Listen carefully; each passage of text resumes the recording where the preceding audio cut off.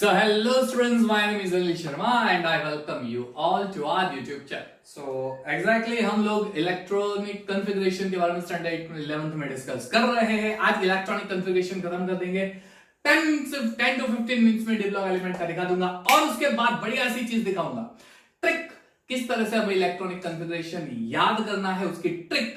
और एक और चीज के पीरियोडिक टेबल में इन सारे एलिमेंट्स के एटॉमिक नंबर हमें किस तरह से याद रखने हैं, ये ट्रिक आज मैं दिखाने वाला हूं. तो एंड तक वीडियो लेक्चर जरूर देखिएगा. एंड तक आपको बहुत अच्छी सी ट्रिक मिल जाएगी किस तरह से इलेक्ट्रॉनिक कॉन्फ़िगरेशन को हमें लिखना है किसी भी एलिमेंट में और किस तरह से हमें सारे पीरियोडिक टेबल के एलिमेंट जो है उसके एटॉमिक नंबर याद रखने हैं. उसकी बहुत सुपर ट्यूपर हिट ट्रिक दिखाने वाला हूं. लेकिन उससे पहले ऑफ कोर्स व्हाट्सएप ग्रुप में मैंने जो किया है वो आपको बता देता हूं. हमने व्हाट्सएप ग्रुप के अंदर जो बनाया है उसमें काफी सारे स्टूडेंट्स जुड़ चुके हैं.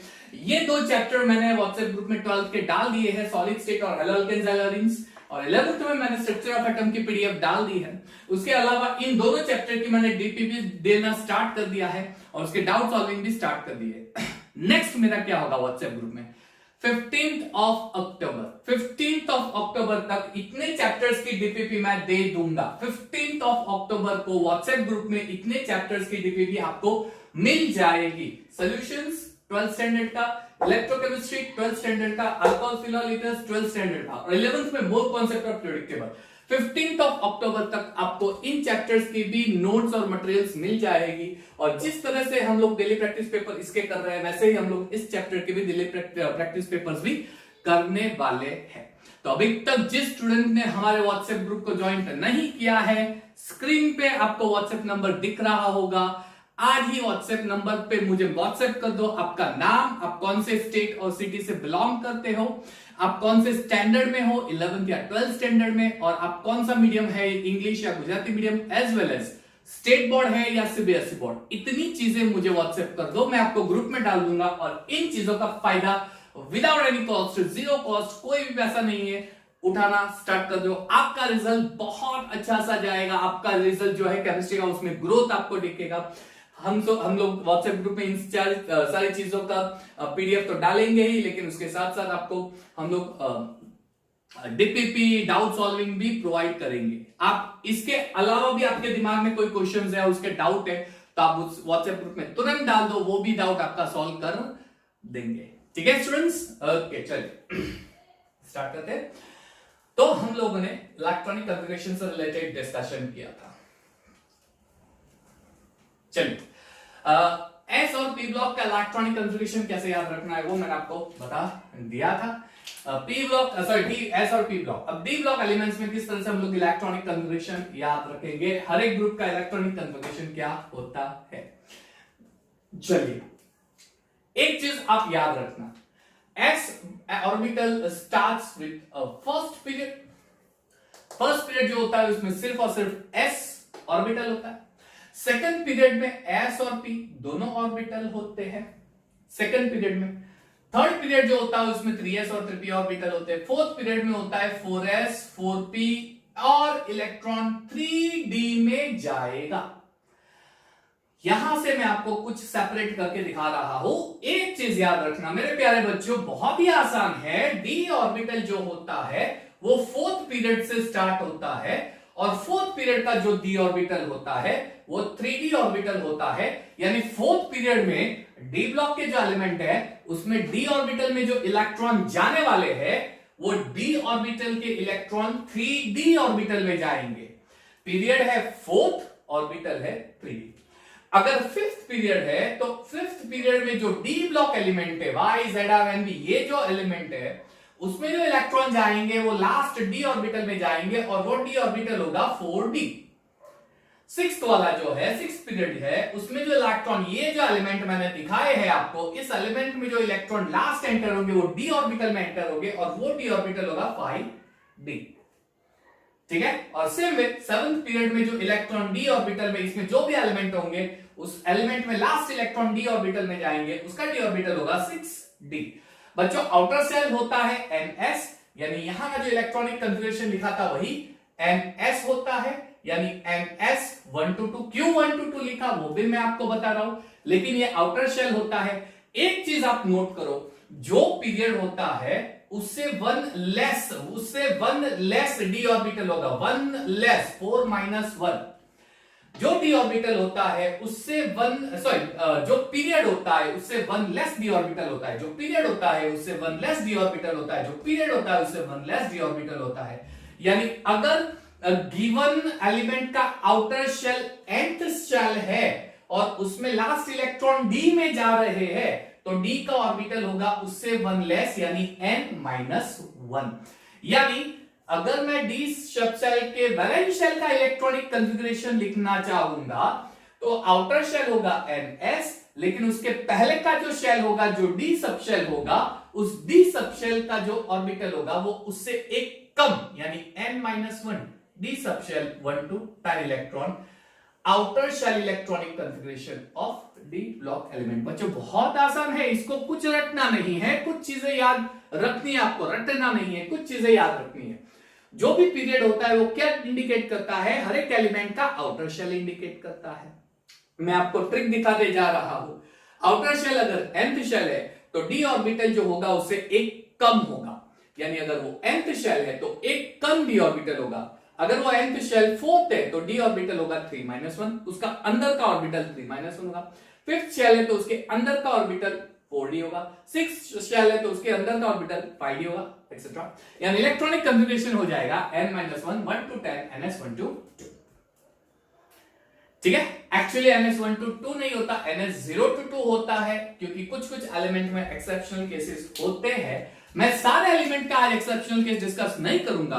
12th स्टैंडर्ड के अंदर डीएनएफ ब्लॉक एलिमेंट आएगा, उस 12th स्टैंडर्ड में डीएनएफ ब्लॉक एलिमेंट में कौन से एलिमेंट के एक्सेप्शंस केस है वो हम वहां पे स्टडी करेंगे। यहां पे हम लोग सिर्फ 2 एलिमेंट का एक्सेप्शन स्टडी करने वाले हैं, एक होगा कॉपर और एक होगा क्रोमियम। इन दो का एक्सेप्शन स्टडी करेंगे। ठीक है बच्चों, तो ऐसा देखने जाए तो बच्चों बहुत आसान होता है, इसको इतना हमें दिमाग में टेंशन लेके करने की जरूरत नहीं है। छोटी छोटी सी ट्रिक होती है, छोटी छोटी सी चीजें होती है, उसको याद रखनी है, बाकी ऑटोमेटिकली सारी चीजें कवर हो जाती है। ठीक है, अब मैंने जैसे बताया 4th पीरियड में जो लास्ट इलेक्ट्रॉन एंटर होगा डी में वो कौन सा ऑर्बिटल होगा, 3d ऑर्बिटल होगा, उससे एक लेस होता है। यानी अगर मैं इस 4th पीरियड में इन एलिमेंट में लास्ट इलेक्ट्रॉन एंटर करना चाहूंगा तो वो 3d में जाने वाला है, इसलिए उसको हम बोलते हैं 3d सीरीज। और इस 3d सीरीज का इलेक्ट्रॉनिक कॉन्फ़िगरेशन होता है 3d 1 to 10 4s 1 to 2 3d series.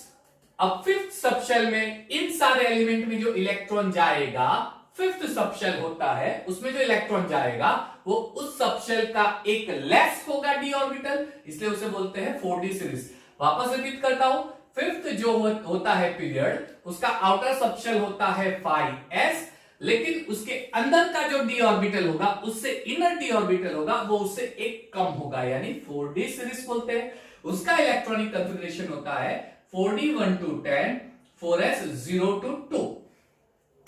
ये चीज याद रखना, ठीक है। और सेम वे जो मैं 6th जो पीरियड होता है उसमें जो डी ऑर्बिटल होता है वो 5d होता है, इसलिए हम 5d सीरीज बोलते हैं।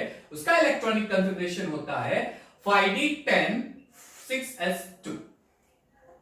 अब ये जनरल सेंस में फॉलो होने वाला है ज्यादातर। और same way 6d series 7th period का जो डी ब्लॉक एलिमेंट होंगे उसे हम बोलेंगे 6d सीरीज एलिमेंट्स, और उसका इलेक्ट्रॉनिक कॉन्फ़िगरेशन भी इसी से मैच करेगा, यानी 6d 10 7s2। यानी ये हर एक पीरियड में जो डी ब्लॉक एलिमेंट होते हैं उनको मैंने अलग अलग सीरीज के नाम दे दिए। इसमें इलेक्ट्रॉन 3d में जाएगा इसलिए 3d सीरीज, इसमें लास्ट इलेक्ट्रॉन्स 4d में जाते हैं इसलिए 4d सीरीज, इसमें लास्ट इलेक्ट्रॉन 5d में जाते हैं इसलिए 5d सीरीज, इसमें लास्ट इलेक्ट्रॉन 6d में जाते हैं इसलिए 6d सीरीज होता है। और उनका सेपरेटली ये इलेक्ट्रॉनिक कॉन्फ़िगरेशन फॉलो करेंगे। हम लोग 11th में इसके इलेक्ट्रॉनिक कॉन्फ़िगरेशन के बारे में डिस्कस करते हैं 3d सीरीज यानी स्कैंडियम फ्यूजिंग। 12th में बाकी की सीरीज स्टडी डिटेल में आती है। ठीक है, चलिए तो अब नेक्स्ट पार्ट पे जाते हैं, फटाफट से जाते हैं। Let's see, okay, move on, back on. चलिए स्कैंडियम, होता कौन सा है? पहला स्कैंडियम, फिर titanium, vanadium, chromium, manganese, iron, एक काम करते हैं इसको इरेज करके, चलिए, आयरन, कोबाल्ट, निकल, कॉपर, जिंक। चलिए स्कैंडियम क्या होगा? उसके पहले जो इनर्ट गैस आता है, इसके पहले कौन सा इनर्ट गैस आएगा? उसके ऊपर का, यानी आर्गन। चलिए, डी होता है उससे एक कम, यानी फोर्थ पीरियड से एक कम, यानी 3D। क्लियर एकदम? और आउटर शेल कौन सा होगा? जो पीरियड होता है वो उसका आउटर शेल इंडिकेट करेगा, यानी 4s। ऐसे कैसे मैं सारे में लिख देता हूं। Argon 3D 4s, chromium, copper सभी में argon 3D 4s, argon 3D 4s। बहुत आसान सी चीज है। Clear? Argon 3D 4s, argon 3D 4s, argon 3D 4s, argon 3D 4s। Clear? चलिए, copper argon 3D 4s, and lastly zinc argon 3D 4s। तो अब बच्चों ध्यान से देखो क्या होगा इलेक्ट्रॉनिक कॉन्फ़िगरेशन। अब ध्यान से देखो। ओके फाइन, चलिए स्कैंडियम। अब स्कैंडियम का एटॉमिक नंबर जो होता है वो 21 से स्टार्ट होता है। 21, 22, 23, 24, 25, 26, 27, 28, 29, 30। उसके पहले का जो एलिमेंट होता है वो कैल्शियम, जिसको हम लिखते हैं 20, और कैल्शियम का जो फोर्थ और सबशेल होता है उसमें 4s2 लिखते हैं, उसके अंदर लिखते हैं 4s2। यानी इन सारे एलिमेंट में इलेक्ट्रॉनिक कॉन्फ़िगरेशन में आता है 4s2। ये तो पक्का है, यानी 4s2 तो होने ही वाला है 4s2, क्योंकि उसके पहले कैल्शियम में 4s फिलअप हो चुका है। इसके पहले कैल्शियम का 4s सबशेल फिलअप हो चुका है, यानी इन सारे एलिमेंट में भी 4s में उतने ही इलेक्ट्रॉन होते हैं, ऐसा हम लोग लिख देते हैं। ठीक है? चलिए, अब स्कैंडियम 21 होता है। अब ध्यान से देखो, आर्गॉन 18, ठीक है, एस में 2 इलेक्ट्रॉन आ गए, हो गए 20। स्कैंडियम होता है 21, एक इलेक्ट्रॉन बचा, जाएगा डी में, जाएगा डी में। नेक्स्ट वन, आर्गन 18, 4s में तो 20, टाइटेनियम होता है 22, यानी 2 इलेक्ट्रॉन बचेगा, जाएगा डी में। वैनेडियम में होगा 3D3 4s2, क्रोमियम में होना चाहिए 3D4 4s2, एक्सेप्शन दिखा रहा हूं। मैंगनीज में 3D5 4s2, आयरन में 3D6 4s2, कोबाल्ट में 3D7 4s2, निकल में 3D8 4s2, कॉपर में 3D9 4s2, जिंक में 3D10 4s2। ठीक है? अब जैसे मैंने बताया, एक्सेप्शन केस हम लोग करने वाले हैं, और एक्सेप्शन कौन सा होता है? क्रोमियम का होता है। 3D में 4 इलेक्ट्रॉन और s में 2 इलेक्ट्रॉन होना चाहिए। थियोरेटिकली अगर मैं ऑफबॉ प्रिंसिपल को फॉलो करूंगा तो ऑफबॉ 3D9 ऑफबॉ प्रिंसिपल के हिसाब से इलेक्ट्रॉनिक कॉन्फ़िगरेशन, ऑफबॉ हंस, ये सारे प्रिंसिपल के हिसाब से इलेक्ट्रॉनिक कॉन्फ़िगरेशन ये होना चाहिए, लेकिन ये नहीं होता। एक्सपेरिमेंटली ये फाइंड आउट किया गया है कि 3D में होते हैं 5 इलेक्ट्रॉन, s में होता है सिर्फ 1 इलेक्ट्रॉन, यानी s में 2 के बजाय 1 होता है, और वो 1 इलेक्ट्रॉन d में आ जाता है, यानी 3D5। सेम वे यहां पे ये इलेक्ट्रॉनिक कॉन्फ़िगरेशन नहीं होता है। कोबाल्ट का हो जाए, कॉपर का हो जाएगा 3D10 4s1। ऐसा क्यों? ऐसा किस लिए? ऐसा किस तरह से होता है? चलिए देख लेते हैं इन सारी चीजों का आंसर। तो मेरे प्यारे बच्चों, बहुत टेंशन लेने की जरूरत नहीं है, चीजें समझते जाओ। एस सबशेल कंप्लीटली फिल्ड कब होता है? जब उसमें 2 इलेक्ट्रॉन होते हैं। पी सबशेल कंप्लीटली फिल्ड कब होता है? जब उसमें 6 इलेक्ट्रॉन होते हैं। डी सबशेल कंप्लीटली फिल्ड कब होता है? जब उसमें 10 इलेक्ट्रॉन होता है। एफ सबशेल कंप्लीटली फिल्ड कब होता है? जब उसमें 14 इलेक्ट्रॉन होते हैं। ठीक है? अब ध्यान से समझो, according to the principles of all principles of Bohr's Pauli's exclusion principle, हम लोग इलेक्ट्रॉनिक कॉन्फ़िगरेशन का ऑर्डर ये फॉलो करेंगे। अब चीजें कुछ इस तरह से डिसाइड की गई है कि अगर किसी भी एलिमेंट का जो सबशेल होता है वो कंप्लीटली फिल्ड होता है, बाहर का सबशेल कंप्लीटली फिल्ड होता है, तो वो स्टेबल होता है। अगर कंप्लीटली फिल्ड सबशेल होता है, यहां पे लिख देते हैं, अगर सबशेल जो होता है वैलेंस सबशेल अगर वो कंप्लीटली फिल्ड होता है, तो वो स्टेबल होता है। अगर कंप्लीटली फील्ड होता है या फिर अगर वो एटलीस्ट हाफ फील्ड होता है तो भी स्टेबल होता है। ये चीजें डिसाइड की गई है और ये चीजें एक्सपेरिमेंटली प्रूव भी की गई है, एक्सपेरिमेंटली भी प्रूव किया गया है। इसको हाफ फील्ड होना चाहिए या कंप्लीटली फील्ड होना चाहिए, वो स्टेबल होता है। अब इसमें कंप्लीटली फील्ड 2 इलेक्ट्रॉन होंगे, स्टेबल होगा, सिंपल है। इसमें 2 के अलावा 1 इलेक्ट्रॉन हो हाफ फील्ड तो भी स्टेबल होता है। पी में 6 इलेक्ट्रॉन होंगे, कंप्लीटली फील्ड स्टेबल, उसके 6 के अलावा 3 इलेक्ट्रॉन होते हैं, completely field half field sorry stable. D में 10 इलेक्ट्रॉन होता है तो वो डी सबशेल स्टेबल होता है, बाहर का subshell, outer subshell, valence subshell, क्योंकि अंदर के तो कंप्लीटली फील्ड ही होते हैं, हम लोग बाहर के सबशेल की बात कर रहे हैं। 5 इलेक्ट्रॉन। एफ में 14 इलेक्ट्रॉन होते हैं तो कंप्लीटली फील्ड होता है, 7 होता है तो हाफ फील्ड तो स्टेबल। यानी किसी के भी एलिमेंट के वैलेंस शेल में स्टेबिलिटी कब आएगी? जब उसके वैलेंस शेल में ये इलेक्ट्रॉनिक कॉन्फ़िगरेशन देखा जा सकता है, तब उसमें स्टेबिलिटी आती है। वो इलेक्ट्रॉन देखा जाएगा तब स्टेबिलिटी आएगी। अब क्रोमियम को ध्यान से देखो, क्रोमियम के वैलेंस शेल में होता है 3d4 और 5s1, clear? 5s1 sorry 5s2 sorry 4s2 electron, clear? तो s में तो कोई दिक्कत नहीं, s में 2 इलेक्ट्रॉन इसलिए वो तो स्टेबल है, लेकिन अंदर का जो 3d ऑर्बिटल है 4 है। अब d में कितने इलेक्ट्रॉन्स होंगे? हाफ फील्ड तो स्टेबल होगा तो 5 इलेक्ट्रॉन होना चाहिए। तो ये तो काफी करीब आ गया, 5 से काफी करीब आ गया, 5 से काफी करीब आ गया। यानी कहीं से भी अगर d को 1 इलेक्ट्रॉन मिल जाए और d 5 बन जाए तो वो स्टेबल हो जाएगा, है ना, वो स्टेबल हो जाएगा। तो ये d क्या करेगा? f को बोलेगा एक काम कर, तू मुझे 1 इलेक्ट्रॉन दे दे ताकि मेरे में 5 इलेक्ट्रॉन हो जाएंगे, और अगर मेरे में 5 इलेक्ट्रॉन हो जाएगा तो मैं एंजॉय करूंगा, स्टेबल बन जाऊंगा, स्टेबिलिटी आ जाएगी मेरे में, राइट? तो ये क्या करेगा? s का 1 इलेक्ट्रॉन खींच के d5 बना देगा, ठीक है? s का 1 इलेक्ट्रॉन नॉर्मल स्टेट में करके d5 बना देता है। अब s में से 1 इलेक्ट्रॉन यहां पे आ गया, यानी 4s का बन गया 1, 3d5 4s1 इलेक्ट्रॉनिक कॉन्फ़िगरेशन। ये तो मैंने नॉर्मली समझने के लिए चीजें समझाई है, लेकिन एक्चुअली जब फिलअप होता है तब फिलअप इलेक्ट्रॉन एक एक करके एंटर होता है, राइट? वैलेंस शेल में 4s में एक गया, फिर 4s में दूसरा गया, फिर d में पहला गया, दूसरा गया, तीसरा गया, चौथा गया। अब d हो गए 4 इलेक्ट्रॉन। अब d सोचेगा कि अगर मैं 5 बन जाऊं तो मैं स्टेबल बन जाऊंगा। 5 कैसे बनूंगा? मुझे आसपास कोई कुछ ऐसी चीजें होनी चाहिए जिसे मैं 5 बना के स्टेबल हो सकता हूं, तो वो s पे डिपेंडेंट हो जाएगा। वो क्या करेगा?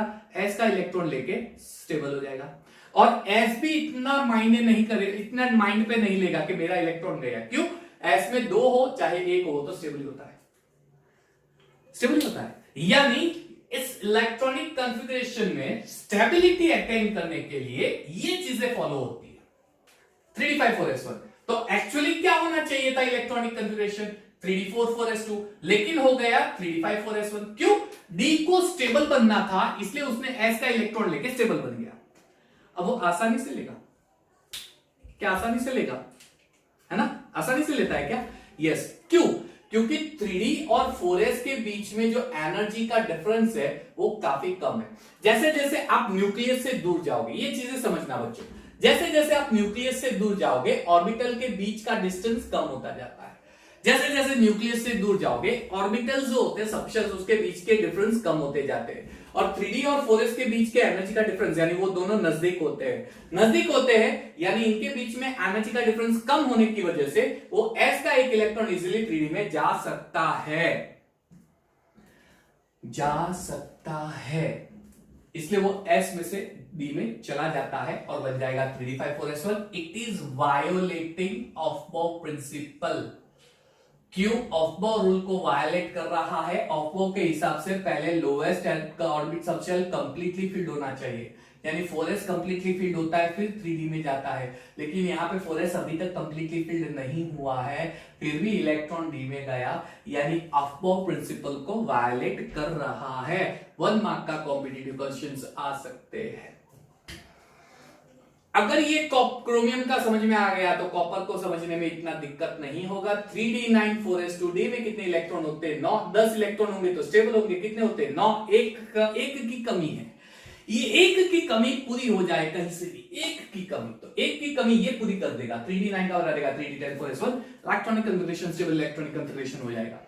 हाँ सर, है ना? यानी हाफ फील्ड और कंप्लीटली फील्ड ऑर्बिटल बनाने के लिए ये सारी घटनाएं होती है, ये सारी चीजें होती है। समझ में आया? Exceptional case. बाकी इलेक्ट्रॉनिक कन्फिगरेशन जो मैंने आपको जनरल कन्फिगरेशन दिखाया वो आपको फॉलो करना है। ये जो ग्रुप एलिमेंट होते हैं इसे ट्रांजिशन मेटल्स बोलते हैं, और ये बेसिकली मेटल की प्रॉपर्टी करते हैं, conductivity, ductility, colour property, electron like whatever जो मेटल की प्रॉपर्टी है वो शो करेंगे। समझ में आया बच्चों? तो ये क्रोमियम और कॉपर का एक्स्ट्रा स्टेबिलिटी अचीव करने का रूल, ये एक्स्ट्रा स्टेबिलिटी अचीव करने का रूल होते हैं। This is the extra stability rule. लिख दो, छाप दो। ओके चलिए कोई बात नहीं। तो यहां पे डी सबशेल जो है उसका इलेक्ट्रॉनिक कन्फिगरेशन हो गया, और एफ सबशेल जो है नीचे के बॉटम के दो उसको उसकी सिर्फ जनरल इंफॉर्मेशन दे देता हूं, इसकी डिटेल पूरी हम लोग 12th में स्टडी करेंगे। क्लियर? उसकी पूरी डिटेल हम लोग 12th में स्टडी करने वाले हैं। चलिए, एफ सबशेल जो होते हैं उसमें दो सीरीज होती है। एक होती है लेंथेनाइड सीरीज। अच्छा, लेंथेनाइड सीरीज को हम लोग लेंथेनॉइड्स भी बोलते हैं, और दूसरी सीरीज होती है एक्टिनाइड सीरीज, इसे हम एक्टिनॉइड्स भी बोलते हैं। ठीक है? ये 4f सीरीज होती है, ये 5f सीरीज होती है। क्लियर? इसका general electronic configuration n-2 f1 to 14 n0 to 14 n-1 d0 to 1 and s2 0 to 14 sorry 1 to 14 है प्रॉब्लम। हाँ 0 होता है एक्टिनॉइड्स में, सॉरी। क्लियर? ये जनरल सेंस। ये बॉटम की दो सीरीज है, लेंथेनॉइड्स और एक्टिनॉइड्स। इसकी सिर्फ इतनी चीजें याद रखो, बॉटम में दो सीरीज, डिटेल आएगा बाद में 12th में, तब हम देखेंगे। ओके चलो लिख दिया। अब हम जाते हैं हमारे एक अमेजिंग ट्रिक पे, amazing trick to write electronic configuration. Amazing trick to write electronic configuration. Amazing trick to write electronic configuration. देखो ध्यान से किस तरह से हम लोग इलेक्ट्रॉनिक कन्फिगरेशन लिख सकते हैं। Amazing trick to write electronic configuration, ध्यान से देखना। चलिए, आपको एक चीज पता है, एस सबशेल, अब भी मैंने बताया एस सबशेल स्टार्ट होता है फर्स्ट शेल से यानी 1s, पी सबशेल स्टार्ट होता है सेकंड से 2s to p, D subshell start होता है थर्ड से 3s 3p और 3d, और एफ सबशेल स्टार्ट होता है फोर्थ से यानी 4s 4p 4d 4f। अब इलेक्ट्रॉनिक कन्फिगरेशन लिखने के लिए याद क्या रखोगे? आपको ये चीजें याद रखनी। देखो 4 ऑर्डर बना दो, 1 2 3, ये 4 ऑर्डर बना दो। पहला ऑर्डर, चलिए ऑर्डर कैसे बनाएंगे? ऑर्डर बनाना है एस एस, फिर पी एस पी एस, है ना? एस फिर पी एस, एक ऑर्बिटल बढ़ा दो। अब वापस एक ऑर्बिटल बढ़ा, पी के बाद आता है डी, तो एक ऑर्बिटल इस ऑर्डर में D P S D P S. समझ में आ रहा है ना? Super duper trick, amazing trick है। एक और ऑर्बिटल बता दो, F F D P S, decreasing order में एफ डी पी एस। किस तरह से इलेक्ट्रॉनिक कन्फिगरेशन याद रखेंगे? पहले दो लिख दो एस एस, फिर लिख दो F P S P S, फिर लिख दो डीपीएस डीपीएस, राइट? फिर एक और बढ़ा दो F D P S F D P S, एक और बढ़ा दो एफ डी पी एस। अब क्या करेंगे? पहले सबशेल में सिर्फ एक ऑर्बिटल होता है 1s, डाल दो 1s, हो गया। अब दूसरे सबशेल पे जाओ, कौन सा ऑर्बिटल होता है? 2s, तो ये हो जाएगा 2s। अब p सबशेल कौन से शेल से स्टार्ट होता है? वो सेकंड शेल से स्टार्ट होता है, यानी कि यहां पे होगा 2p। अगर ये 2p होगा तो ये होगा 3p, अगर ये 3p होगा तो ये होगा 4p, अगर ये 4p है तो ये हो जाएगा 5p, है ना आसान? अगर ये 5p है तो ये हो जाएगा 6p, अगर ये 6p है तो ये हो जाएगा 7p। आसान है, बहुत आसान है। समझ में आया? अब डी कौन से स्टार्ट हो रहा है? थर्ड शेल से स्टार्ट हो रहा है, तो ये हो गया 3d। अगर ये 3d है तो ये होता है 4d, अगर ये 4d है तो ये होता है 5d, अगर ये 5d है तो ये होता है 6d। सिंपल, ठीक है ना? अब f सबशेल स्टार्ट होता है 4 से, तो ये हो गया 4f, अगर ये 4f होते हो जाएगा 5f। अब बचा s, तो उसको फिलअप कर दो, 1s आ गया 2s, तो ये हो जाएगा 3s, ये हो गया 3s, तो ये हो गया 4s, ये हो गया 4s, तो ये हो गया 5s, 5s तो होगा 6, 6s तो हो गया ये 7s, 7s तो हो गया 8s। ये ऑर्डर ऐसे है, S S P S P S D P S F D P S, फिर इस ऑर्डर को फॉलो करो 1s 2s, उसके बाद P, तो ये 2p 3p, फिर 4p 5p, फिर 6p 7p, P को कंप्लीट कर दो। अब D को कंप्लीट करो, 3D के बाद आता है 4D, फिर के बाद आता है 5D, फिर के बाद उसके बाद आता है 6D, फिर F को 4F, उसके बाद आता है 5। अब S को कंप्लीट कर दो, हो गया। यही ऑर्डर फॉलो करना है। ऑर्डर पहले ये सारे ऑर्बिटल कंप्लीट करो, फिर ये सारे ऑर्बिटल कंप्लीट करो, फिर ये सारे ऑर्बिटल कंप्लीट करो, फिर ये सारे ऑर्बिटल कंप्लीट करो। और ऑर्बिटल कंप्लीट करने के लिए क्या याद रखेंगे, S में होने चाहिए 2 इलेक्ट्रॉन, P में होने चाहिए 6 इलेक्ट्रॉन, D में होने चाहिए 10 इलेक्ट्रॉन, F में होने चाहिए 14 इलेक्ट्रॉन्स। किस तरह से लिखता है एक्सेप्शनल को यहां पे फॉलो। अच्छा, ये रूल एक्सेप्शंस के लिए नहीं बना है, यानी क्रोमियम कॉपर इस रूल को फॉलो नहीं करेंगे, ठीक है। एक्सेप्शंस में थोड़ा याद रखना पड़ता है, अदरवाइज कोई भी चलो एक काम करते हैं, Fe ले लेते आयरन। एटॉमिक नंबर क्या होता है 26 होता है, यानी 26 इलेक्ट्रॉन होने चाहिए। तो ये S 2 इलेक्ट्रॉन, ये 2 इलेक्ट्रॉन 6। अब नीचे आ जाओ, P में 6 इलेक्ट्रॉन और S में 2 इलेक्ट्रॉन, कितने हुए 6 और 2 8 और 2 10 12, 6 इलेक्ट्रॉन, 12 और 6 18, और ये S 18 और 2 20। अब नीचे आ जाओ, पहले 3D में 20 हो गए, यहां तक आपके 20 इलेक्ट्रॉन्स हो गए। अब बाकी कितने हैं 6 इलेक्ट्रॉन, तो 3D में 6 इलेक्ट्रॉन आपका इलेक्ट्रॉनिक कन्फिगरेशन हो गया। लिख दो 1s2 2s2 2p6, इस ऑर्डर में लिख दो 2p6, फिर आता है 3s2, फिर आता है 3p6, फिर होता है 4s2, फिर होता है 3d6। ये इलेक्ट्रॉन फिलिंग के हिसाब से लिखा है। ऑर्बिटल अरेंजमेंट के हिसाब से पहले 3d6 आता है, फिर 4s2 आता है। हाँ, अमेजिंग ट्रिक बोलते हैं, है ना, अमेजिंग ट्रिक याद रखने के लिए। कोई भी एलिमेंट ले लो, उठा के कोई भी एलिमेंट, क्रिप्टन ले लेते, चलो क्रिप्टन का इलेक्ट्रॉनिक कॉन्फ़िगरेशन क्या होता है, क्रिप्टन का होता है 36। तो यहां तक तो होगा 1s2, ये 20 हो गए, 20 के बाद यहां पे 10 30, अब बचे 6, ये हो गया 36 कंप्लीट। ये ऑर्डर में इलेक्ट्रॉन फॉलो करेंगे, इलेक्ट्रॉन फिलिप करना। किसी भी एलिमेंट का ले लो, किसी भी एलिमेंट का ले लो, हर एक एलिमेंट, क्लियर। मान लीजिए चलो मर्क्यूरी का ले लेते हैं, इसमें एक्सेप्शन केस नहीं होता है, mercury 80, clear. 30 and 8 50 48 and 32 48 and 32 50 67, yes 80। चलिए मर्क्यूरी क्या होता है 80, फिलअप करो। 1s में 2 2 6 2 6 2 20 20 30 36 38 48 54 56 और यहाँ पे 14 यानी 6 70 और 10 80 हो गया इलेक्ट्रॉनिक कॉन्फ़िगरेशन। लिख दो आप, अब आप लिख दो, है ना। सुपर डुपर ट्रिक है, किसी भी एलिमेंट का इलेक्ट्रॉनिक कॉन्फ़िगरेशन लिखना हो तो इस तरह से लिख सकते हो। अमेजिंग ट्रिक वापस दिखा रहा हूं, ये ट्रिक कैसे ये आपको याद रखनी है, किस तरह से ये ट्रिक वर्क करती है, किस तरह से वर्क करती है। पहले क्या लिखेंगे 2s, उसके बाद p डालेंगे, एक ऑर्बिटल बढ़ा दो ps, उसके बाद एक ऑर्बिटल और बढ़ा दो dps, उसके बाद एक और ऑर्बिटल बना दो fdps, हो गया। अब डाल दो, क्लियर। आउट ऑफ रेंज तो नहीं है ना, just a minute, out of range नहीं होना चाहिए, दिखना चाहिए, दिख रहा है, चलो क्वाइट ओके फाइन। तो अब ऑर्बिटल डालो, चलो ऑर्बिटल डाल देंगे, ये 1s के बाद होता है 2s। अब p आ गया तो 2p, अब ये 2p है तो ये 3p है तो 4p है तो 5p है तो 6p है तो 7p है। d ये है, और d कौन सा ऑर्बिटल से स्टार्ट होता है, थर्ड, तो 3d, पहले 3d, फिर होता है 4d, फिर 5d, फिर 6d। अब f कहां से होता है 4f और ये 5f। अब s को कंप्लीट कर दो, 1s 2s, तो ये हो जाएगा 3s 4s 5s 6s, यहां पे 6s सॉरी, ये 7s and 8s। That's it. अब इलेक्ट्रॉन फिल अप कर दो, किसी भी एलिमेंट का इलेक्ट्रॉनिक कॉन्फ़िगरेशन नोट डाउन कर सकते हो, किसी भी एलिमेंट का इलेक्ट्रॉनिक कॉन्फ़िगरेशन आप लिख सकते हो, लेकिन एक्सेप्शन केस को यहां पे हम लोग फॉलो नहीं करेंगे। हो गया अमेजिंग ट्रिक। चलिए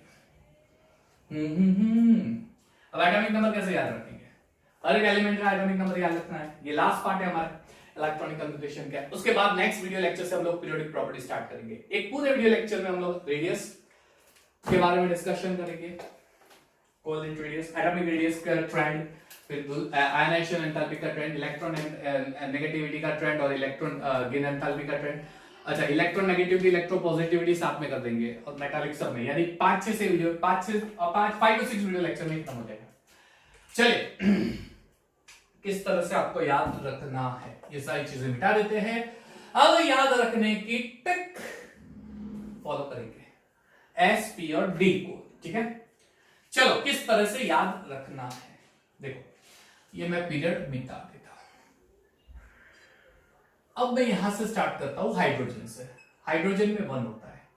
अब इसमें प्लस करो 2, उसके बाद प्लस कर दो 8, उसके बाद प्लस कर दो वापस 8, उसके बाद प्लस कर दो 18, उसके बाद वापस प्लस करके 18, उसके बाद वापस प्लस करके 32 और वापस अगर एक और सीरीज आई तो 32। लेकिन इतनी, यानी ऊपर के एटॉमिक नंबर में ये ट्रिक फॉलो होगी एस और पी में, सॉरी एस में फॉलो होगी। पी में क्या होता है मैं बात करता हूं। एस में तो 1 में +2 ऐड करो, लिथियम का एटॉमिक नंबर मिलेगा। क्या मिलेगा? लिथियम का एटॉमिक नंबर 3। 3 में 8 ऐड करो, सोडियम का मिलेगा 11। 11 में 8 ऐड करो 19, राइट। चलिए अब 19 में 18 ऐड करना है 37। 37 में 18 ऐड करना है 55। 55 में 18 ऐड करना है 87। This are the atomic number of all the elements. आसान, क्लियर। ऐसे ही सेकंड ग्रुप में डालो। सेकंड ग्रुप में पहला होता है बेरिलियम, 3 के बाद 4, 4 में 8 डालो 12, ठीक है।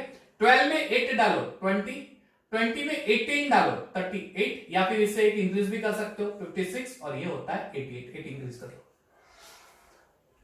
अब ये यहां याद नहीं रखोगे तो भी चलेगा, क्योंकि ये दोनों याद रहेगा ना 3 4, उसके बाद 5 6, लेकिन सेपरेटली याद रखना हो तो करना पड़ेगा ना। चलिए हीलियम में होता है 2। अब यहां हम क्या करेंगे, 8 से स्टार्ट करेंगे। यहां पे 2 नहीं आएगा, यानी एक 2 निकाल देते हैं। 8 से स्टार्ट करेंगे, +8 +8 +18 +18 +32 +32, यानी ऊपर के एलिमेंट में ये एडिशन कर दो। चलिए 8 और 2 क्या होते हैं 18, 18 और 8 क्या होते हैं, सॉरी कुछ, हाँ 8 और 2 10 होते हैं। वही मैं बोल रहा हूं कि क्या गड़बड़ कर दी। चलिए कोई बात नहीं, गड़बड़ हो गई, सॉरी, होता है। चलिए 10 में 8 डाल दो 18, 18 में 18 डाल दो 36, 36 में और 18 डाल दो 54, 54 में 32 डाल दो 86, 86 में 32 डाल दो 118। ये सारा एलिमेंट है ना, हो गया। अब 10 है तो उससे लेस 9, यानी फ्लोरीन 9। फर्स्ट एलिमेंट के याद रखो, बाकी क्या हो जाएगा 3 4 5 6 7 8 9।